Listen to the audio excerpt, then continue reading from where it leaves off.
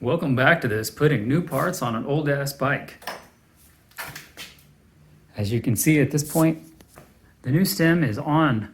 Cult Salavation stem works, obviously as I'd expected it would, being that it is being hooked to a brand new fork that it was designed for.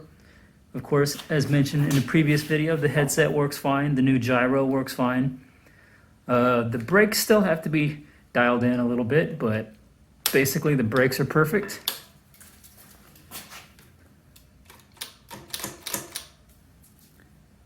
So mostly at this point, it's a matter of fixing the brakes up a little bit better and then working on getting wheels, a sprocket, and a chain.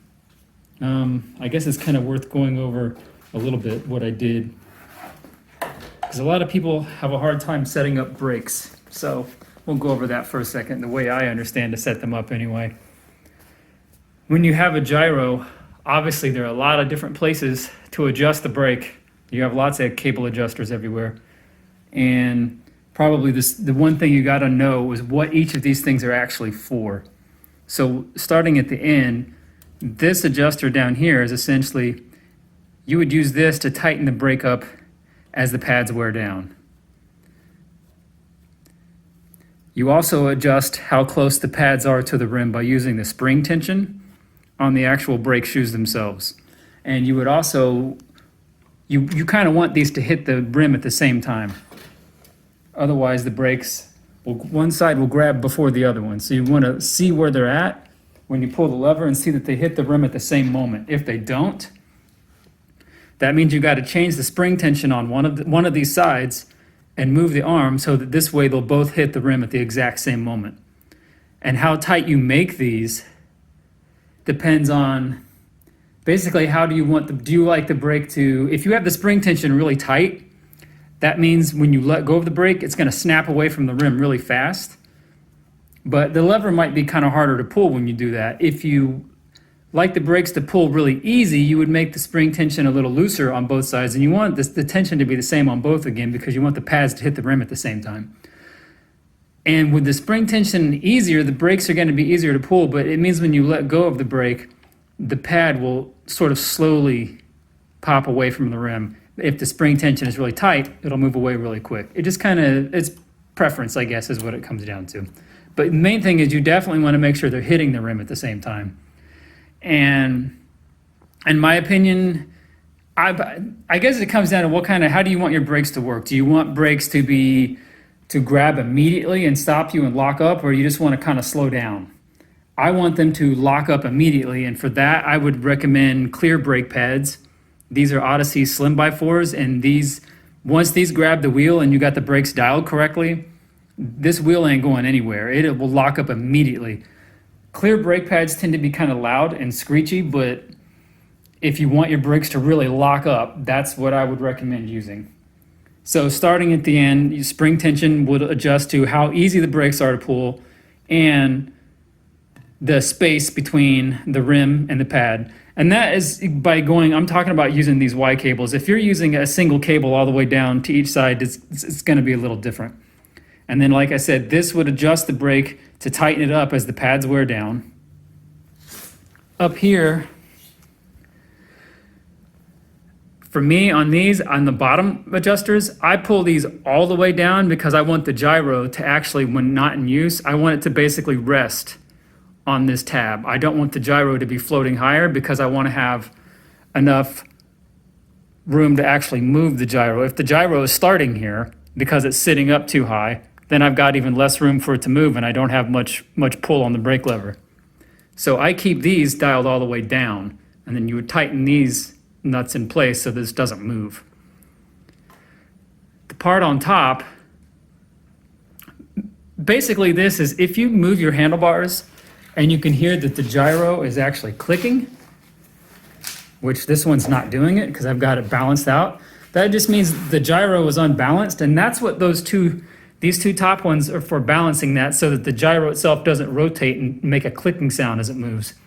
And even though on the bottom, I was saying pull these all the way down in my opinion, and you would have these the same on both sides all the way down and then tightened up. But on the top, and I think probably because these cables aren't the same length, one's short and one's a little longer, these don't necessarily need to be in the same place. Like my gyro is balanced and this one's all the way in on that side, but as you can see on the other side, it's not.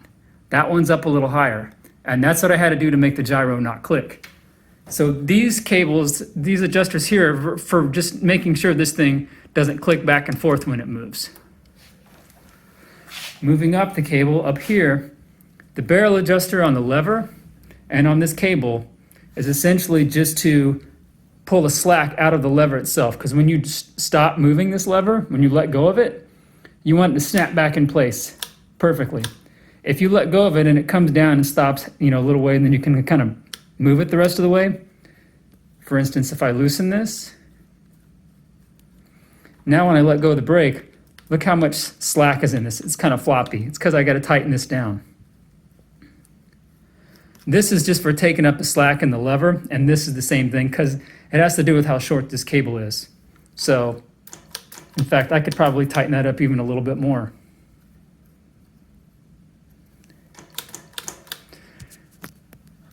The other thing that I did that maybe is kind of personal preference is the gyro plate. I like my brakes to have the lever to have like just a short pull and to be really tight.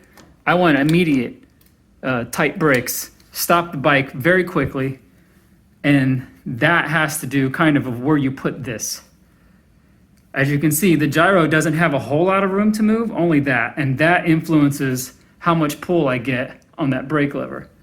If I want the gyro, if I wanted this lever to go, instead of stopping there, maybe I pull it up further, you could move this plate higher up in the stack. The higher up you move this, the more room you have for the gyro itself to go up and down, which gives you more pull on the brake lever. So, you have a choice. You can sit it right on top of the headset like I did, or you can move it up higher, probably like right here. You might want a spacer still under it instead of having it right up against the stem, which is kind of like if you ever see stems that have the gyro tabs built in, this would be the same as just moving this all the way up there. So, the other new parts that I've added obviously are these brake levers, which putting new brake levers on an old bike obviously was expected to work perfectly fine. Nothing has really changed in terms of brake levers, and handlebars are handlebars.